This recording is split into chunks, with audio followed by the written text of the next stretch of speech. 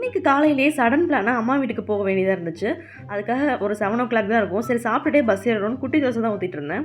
So travel அப்ப இந்த மாரி சிம்பிளா சாப்பிட்டு போறது எனக்கு ரொம்ப பிடிக்கும். பால் பாக்கெட்டும் வந்துருச்சு. இந்த பால் ஆன்லைன்ல ஆர்டர் போடுறதுல எனக்கு ரொம்ப பிடிச்ச விஷயம், அந்த கவர் டெய்லியுமே நான் குப்பை போடுறதுக்கு யூஸ் பண்ணிக்குவேன். டைம் 7:45 ஆகுது. ஹஸ்பண்ட் வந்து கிண்டில பஸ் ஏத்தி விட்டாரு. நான் அப்படியே பெருங்குளத்தூர் போய் இறங்கிட்டேன். பஸ்ஸே வரல. கள்ளக்குறிச்சி பஸ் ஒரு 30 மினிட்ஸ் வெயிட் பண்ணிட்டு இருந்தேன். செம கடுப்பாயிடுச்சு. ஒரு வழியா பஸ் வந்துச்சு. திண்டிவனத்தில பார்த்தீங்கன்னா, வீல் சிப்ஸ், அப்புறம் நாவல் பழம், வேர்க்கடலை எல்லாம் வித்துட்டு இருந்தாங்க. நான் வீல் சிப்ஸ் மட்டும் வாங்கி சாப்பிட்டேன். விழுப்புரம் வந்து பஸ் பிரேக் டவுன் ஆயிடுச்சுங்க. செம ஷாக் ஆயிடுச்சு. ஒரு 30 மினிட்ஸ் வெயிட் பண்ணிட்டு இருந்தோம். அப்புறம் ரெடி பண்ணிட்டாங்க.